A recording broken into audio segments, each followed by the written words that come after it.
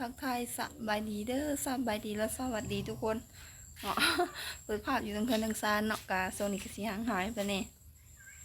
บ่ได้อัดคลิปมาไหนทุกคนก็คือ ตอนนี้ฝนหากระซาวตกน้ำตกตั้งแต่เมื่อคืนนี่ทุกคน2 มื้อ 3 มื้อเนาะฝนตกเรียนติดกันแห้งแท้แห้งหว่าก็คือเดี๋ยวสปินกล้องหลังจะห่ออยู่ทุกคนก็คือสั่งกันเอาห่างหายไปก็เป็นอาทิตย์เลยทุกคนสั่งบริมาเนาะบ่ฮู้ว่าเพิ่นติดเวียกติดงานอีกสั่งในน้ำเต็มอยู่ตอนค่ำจังนั้นก็ต้นกล้ามันตะคายเครื่องก็มาอาบเลยทุกคนเมื่อวานจนมืดซุ่มจนมืดซุ่มจังได้เศร้าแม่เอาเมื่อก็ให้แม่ปล่อยแล่นมาฝนหากระเช้าตอนนี้ก็2 โมงครึ่งตกตั้งแต่เมื่อคืนนี่เมื่อคืนนี่ก็แห้งตอนดึกคืนวานก็ตก4 โมงยินสวายแห้งเลยแห้งอะโลพูนอายผลนั่นชิถืออยู่พยางก็บ่มีเนาะเพราะพยางก็ปกดินทรายก็พื้นหนึ่งปกปูนในตารางก็พื้นหนึ่งกองเด้อหมาได้กองเห็ดบาปหมาเฮาทุกคนในเอาผ้าพันหัวบักด่างจนหอดกระดูกเลยทุกคนนะแต่บาปมาพันในหัวเนี่ยนี่เด้ฮะก็เริ่มภายในทั้งแม่เขาใส่น้ำขม่าเห็ดบาปเนาะนี่เห่าคนเหมือนคนหากระเซาให้เงาเรียรอคนแห้งสั่งเอาไปมาเป็นอาทิตย์ละวาชิมามันก็บ่เห็นมิดอีซีมิดอีลี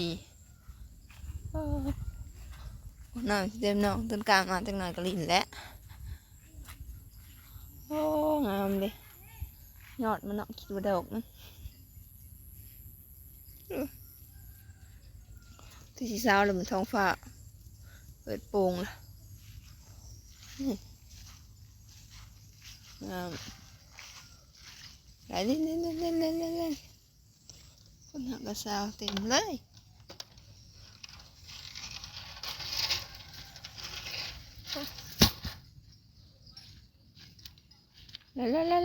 ละต้นกลางมาเพลงลินปั๊มปิ๊บเอาเพื่อนโอ้มันเสาะไปมันบ่โยฮะบอกเลยสลดเด้อบ่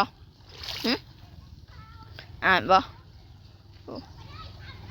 บ่ล่ะหรือบ่หรือบ่ก็ทางก็สิแนนบ้าเดี๋ยวเป็นกลุ่มนี่คนน้ำมันเสาะไปหมดเลยยุดด่างสีไปใส่เอาสีนี่กันทุกคนไปกั้นไปใส่เบ็ดมันเบานุ่มมาขึ้นกับเบ็ดเด้ถึงในสวงเอาออกบ่ได้เลยถึงในเอิ๊กเบ็ดเอาออกบ่ได้เลย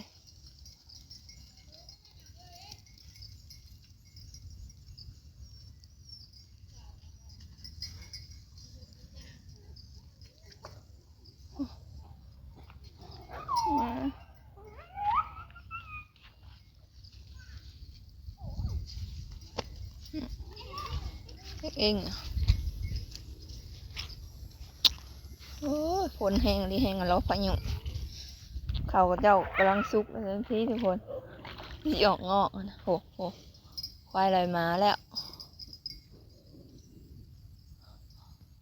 โหหยับมาน้ำปริกลินแล้วมาปริ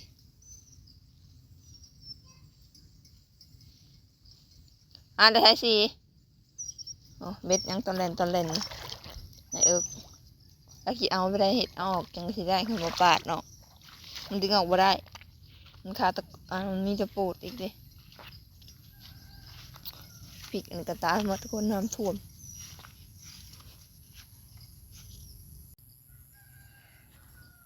แล้วก็บ่แล้วทุกคนปกติถ้าสร้างมาเฮ็ดคู่มือมันก็แล้วเนาะอันนี้เป็นอาทิตย์แล้วบ่ได้มาพุ่นน่ะมันก็เกี่ยวข้าวก็โลกยังบ่ทันได้ปลูกซ้ำสร้างก็มีแต่เคิก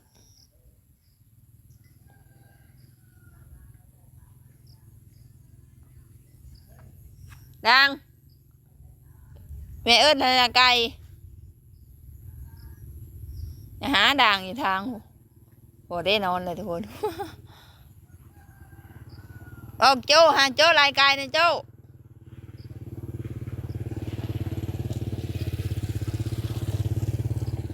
เสือเสือเสือลายนะแม่โจ้จัดการเสือเสือลายนะแม่โจ้เสือบ่เห็นเลยบ่โจ้ด่างเขาแม่ตาแสดงผิดทุกคนน้ำท่วมตายหมดเลยพอได้ปิดไปปิดแล้วมันตายหมดแล้ว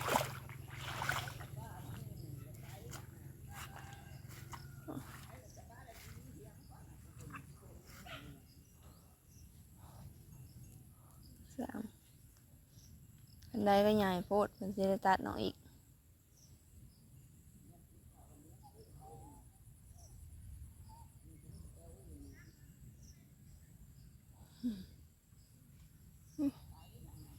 แล้วบัวทั่วยังเถื่อโอ้พาดังทุกคนโอ้น้องหุ่มเลยทุก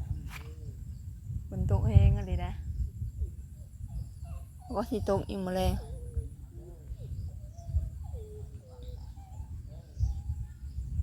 โอ้ฝนเต็มทีจะเข่าเจ้าไปซุกกันแล้วสิเอางอกมันกูซุกก็ซุกแล้วเข่านะมาทางเซฟน้ำท่วม เข่ากำลังก้มทุกคนน้ำคุณมาท่วมมัดคือเรียบร้อยฝนดีช่วงนี้ช่วงปลาย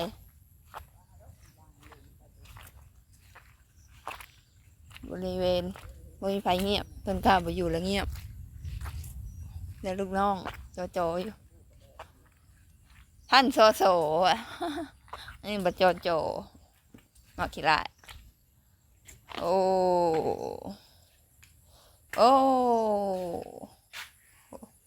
ลูกน้องเป็นได้สิออกได้บ่เบ็ดสิ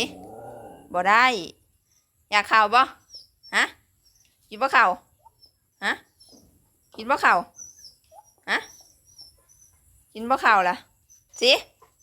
กินบ่ข่าวสิเราไปใกล้เขาหายหัวก่อนนะทุกคนอุ่นก็ได้อยู่ท้องแล้วก็ได้ทุกคนดินี่ดินี่ดิมันบ่ออกเลยเห็นบ่นี่เบ็ดสู้อะไรแล้วจะหาคำแบบข่าวคอผลตายในใครตัวอยู่เนาะมันยังมันออกเป็นให้จะบาปตัวหนึ่งบัดเขาพันตัวนี้ถือเบ็ดใส่เบ็ดบานุ่มเมื่อคืนนี่โอ้ยมากันละฮะแดดแล้วทุกคนทางมันตกละคราวเดียวนะท้องฟ้าแดดแล้วคนที่ตกกับดิบปริญญาด่างกันด่างนี่สลิดนี่ยังพันในเทคานอยู่คานเดียวนี่แหละเนาะนี่เป็นแบบบริแกะใส่สิฮะเมื่อบ้านเมื่อบ้านเมื่อซื้อบัตรเนาะเมื่อเนาะเอออยากว่าขนมบ่อย่าก้าวแห้งลูกมันมีหนองก่อนจะออกก็มันออกได้ทุกคนแล้วก็เอามีแทแล้วปาดเนาะบุกาปาดนั่นติมันแน่นเลยเมื่อบ้านสิเมื่อปะเอาก็ทีมาซื้อบัตรทุกคนบัตรบริซื้อไว้ซื้อแต่เธอละ2 ใบมื้อละ20